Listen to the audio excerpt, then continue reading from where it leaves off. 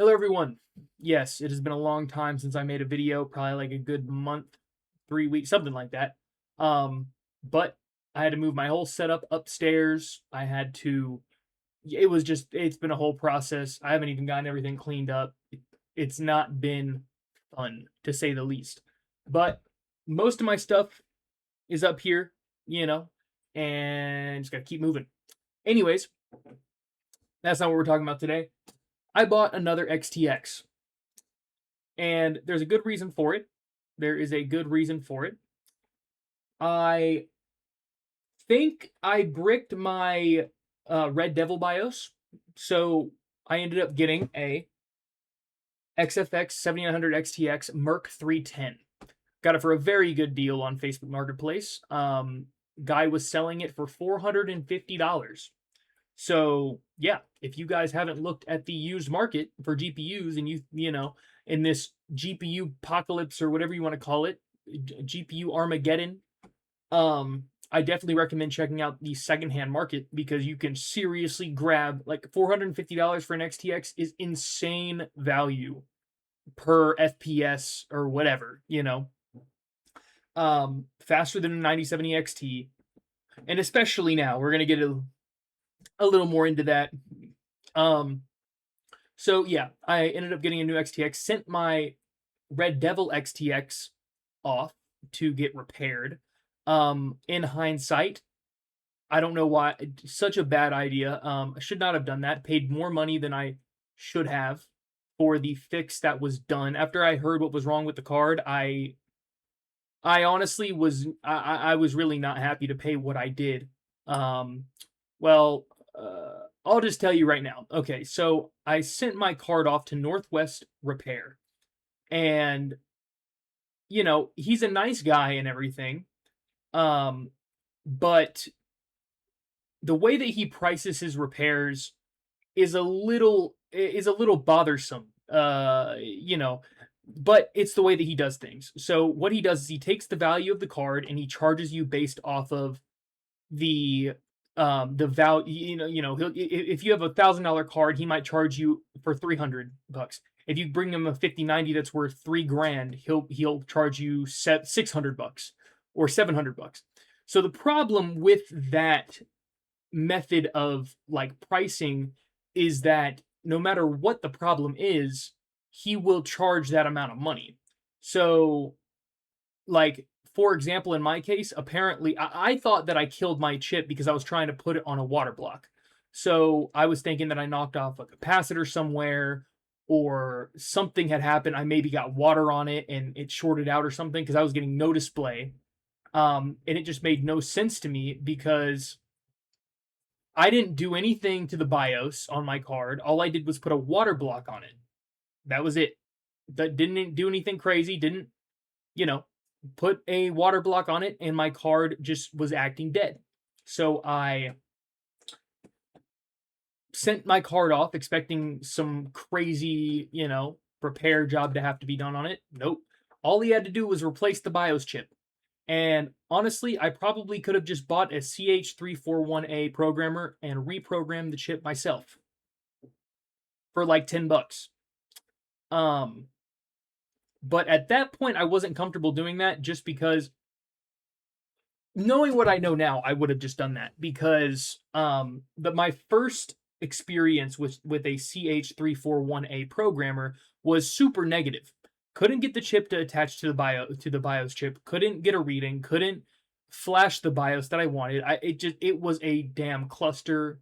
It was a clusterfuck, really. So yeah, not really ideal. And that ultimately is why I ended up getting a Elmore Lab EVC2 SE. Because I simply did not feel like dealing with doing a BIOS flash using a program. It pissed me off so bad the first time I tried because I could not get it to work that I just decided to scrap the whole idea entirely until I got this XTX, which is the XFX model. So I got it. It didn't have the power limit that I wanted. It had 460 watts, which is honestly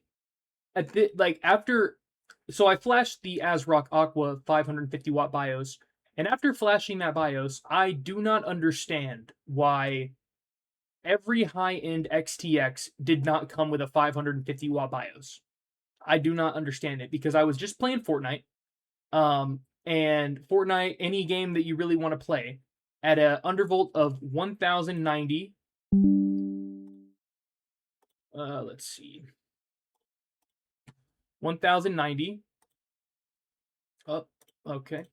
Um, I was I was hitting 3200 megahertz. 3200 megahertz, which is just about as high, if not higher, than what my Red Devil was able to achieve. And my hotspot never really went up above 90. So that's also cooler than what my Red Devil was. So I think the reason for that is, I could be wrong, but because it is a legitimate GPU BIOS instead of a programmer, a BIOS that doesn't have a raised power limit doesn't know exactly what to do when you give it, when you like unlock that power limit. But when the BIOS is programmed with that higher power limit in mind, they're able to program it in a way to where it boosts and acts properly. So let's say you have a 460 watt BIOS, you lower the I gain to whatever you want. That card is going to pull as much power as possible, but it might not do it in the most efficient way possible, which I think my Red Devil might have been doing. It might have been pulling too much voltage. It might have been doing it just, for whatever reason, this BIOS seems to pull a lot. It seems to, I know my Red Devil was pulling way more power than this XFX card is with this BIOS, and I'm still hitting the same frequency, way lower temperatures. So something about flashing the Aqua BIOS with the higher power limit is just more optimal than with an EVC2 SE. Now, it's weird because my benchmark runs were better with my Red Devil because I guess because I had such a heightened power limit on the Red Devil, it was just kind of, it just pulled as much power as it wanted during a benchmark, and that just kind of helped with the scores or whatever. But in terms of gaming, I definitely feel like the XTX is just as fast, if not maybe a little bit faster than what my Red Devil was able to manage. Um, so yeah, and it really, really, really is so unfortunate because with just a 100 more watts, which if somebody wanted to make their XTX more efficient by limiting the power to 450 watts, you're welcome to do that. But why they did not release the XTX could have been the first like legitimate 300 plus megahertz card. Like, I am 100% sure that every XTX on the planet could, with the right amount of power, could hit 3000 megahertz. If not 3100, if not 3200. Most of them could probably hit 3100 with zero issue. So why they didn't unlock these cards, not even unlock them, just give them a little bit more power, I have no idea. I guess they were scared that they would be, looked at as like they're not, I don't know, efficient enough. Which, when you buy a card like an XTX, you're not like exactly looking for the most efficient. With my 4080, that was an efficient card, I will admit, but the XTX, it's like, yeah, it pulls like probably like 100 more watts, but you are getting more performance. So, look at that how you will or whatever. But yeah, so with my XTX, I'm able to get significantly more performance with this BIOS, because with the old performance BIOS, I was only able to get, obviously, pull 460 watts. I wasn't really able to go above like 2850 megahertz, and now we're pulling 3200 megahertz. So the increase is definitely there. Yeah. Now I will say this: using a CH3418 programmer is not for the faint of heart. It definitely requires some tinkering. It may not work the first time. it might require some trial and error, especially on RDNA 3. RDNA 3 BIOS, that's really the main problem with BIOS flashing on RDNA 3 is that they just simply block it off completely. Like it is completely you basically, when it comes to software flashing, you're basically just put between a brick wall and a hard place. You're not going to be able to flash your BIOS using software. I've tried every which way, every which method, and none of them have ever worked. Nothing. I've never been able to find anything that allows me. Maybe there is a method that you might be able to, but I promise you, 99% of the time, you are not going to be successful with a software flash. And if you even are partially successful, you're probably just going to end up bricking your card because these BIOS chips, or the way that they have them programmed in the software program and everything, it's like it'll start a BIOS flash and then it'll block the BIOS. So you basically just end up corrupting the entire BIOS. Why they do that? I guess they think that less people are going to brick their card, which I'm sure less people do, right? But like if they allowed software flashing, I feel like that would be so much easier than using a CH341 programmer. So it would be so much easier.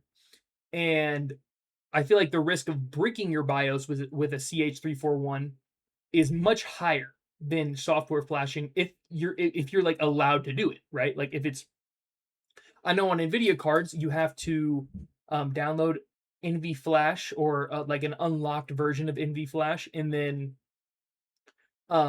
you have to download an unverified BIOS, and then your card should flash perfectly fine without any issues, which I did a million times with my 4090.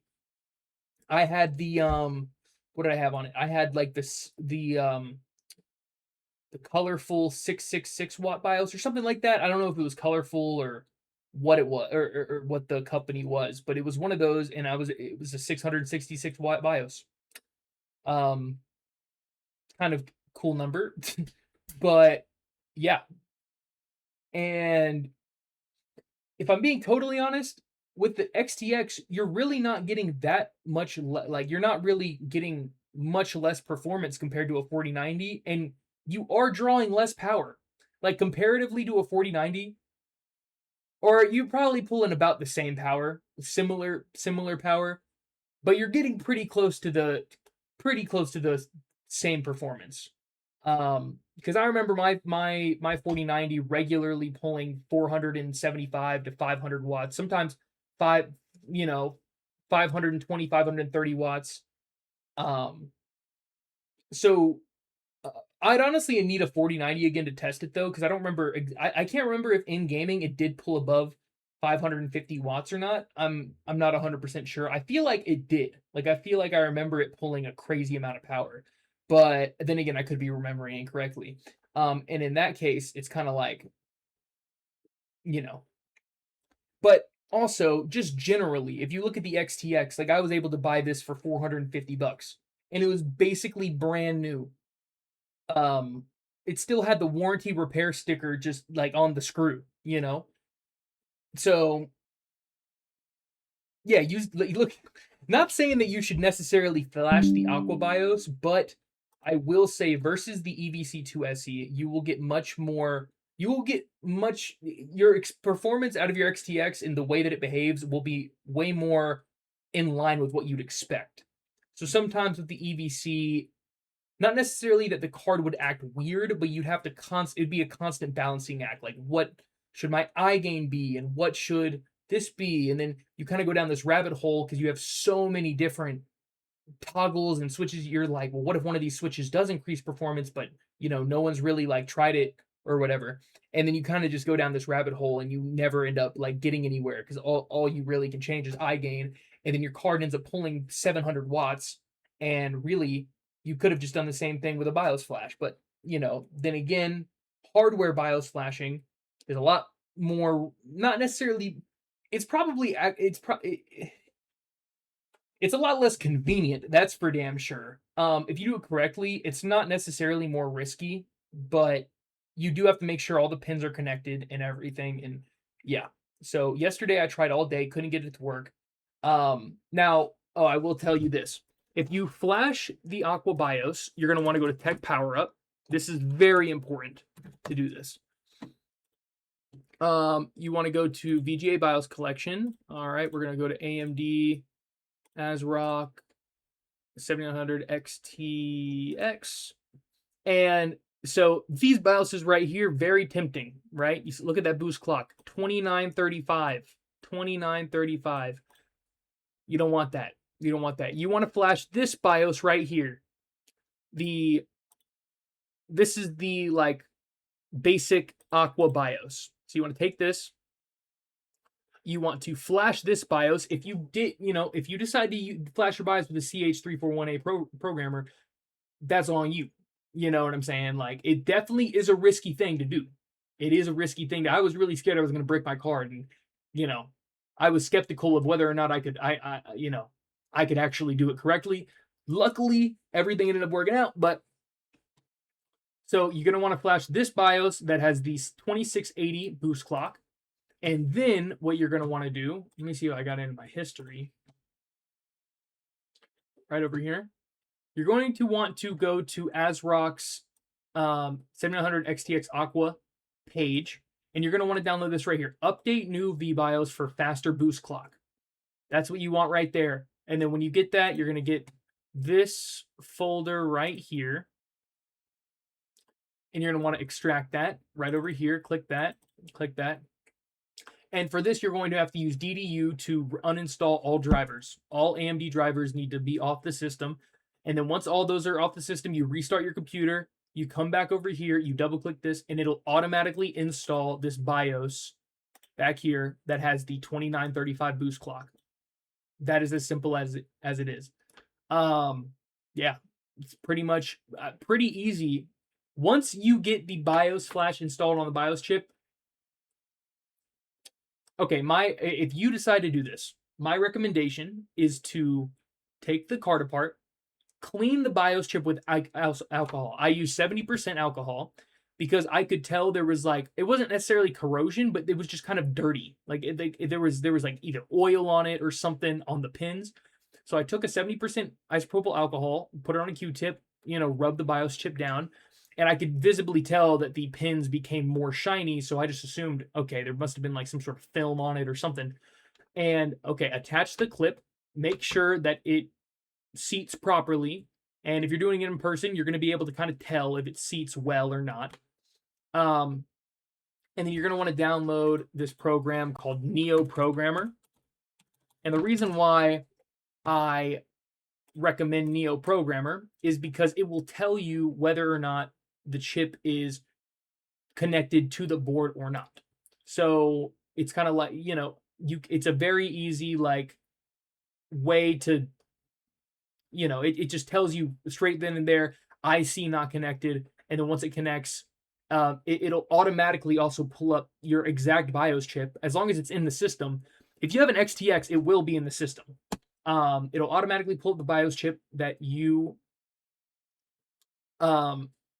that's on your card, and it'll auto-populate everything that it needs. All of the specs of that BIOS chip will auto-populate into the Neo Programmer. You won't have to touch anything. Also, you're gonna have to make sure CH341A is checked off. Instead of there's other ones like CH431. There's different programmers you can use that do similar things, but they're just different programmers. And after that, you know what? I'm going to do another video explaining exactly what I did and how I use Neo Programmer to program my BIOS chip, because I thought it was impossible. But what I show you should definitely work on. So far, I've only done the XFX card, but I might do it to my Red Devil card too. Kind of just depends. And that should hopefully that'll go well. So yeah, I will make a full video explaining exactly what I did to flash my BIOS. Hopefully that'll make you guys feel a little bit more comfortable, because God knows when I was flashing my BIOS, I wish I had someone who could kind of give me a little step-by-step guide on exactly what to do, so that I felt, so that I felt good about what I was doing. So, hopefully I'll be able to do that for y'all. Anyways, I will see y'all in my next video. Bye.